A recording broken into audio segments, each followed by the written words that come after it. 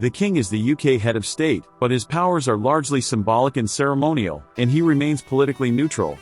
He receives daily dispatches from the government in a red leather box, including briefings ahead of important meetings or documents needing his signature. The Prime Minister normally meets the king on a Wednesday at Buckingham Palace.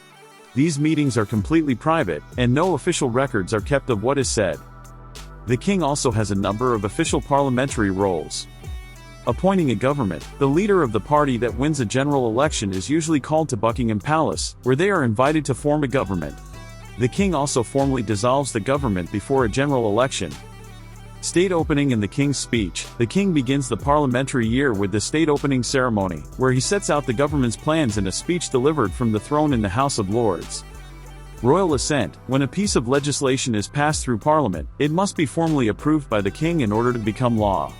The last time royal assent was refused was in 1708. In addition, the monarch leads the annual Remembrance event in November at the Cenotaph in London. The king also hosts visiting heads of state, such as South African President Cyril Ramaphosa, and regularly meets foreign ambassadors and high commissioners. For his first state visit, Charles visited Germany, where he became the first British monarch to address the country's parliament, speaking in both English and German.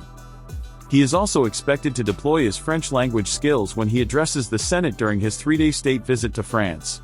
In pictures, King Charles and Queen Camilla visit France.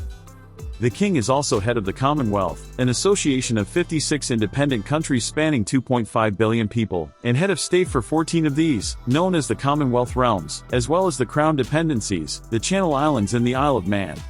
The Queen supports the king in carrying out his work and undertakes her own public engagements on behalf of the 90 charities she supports.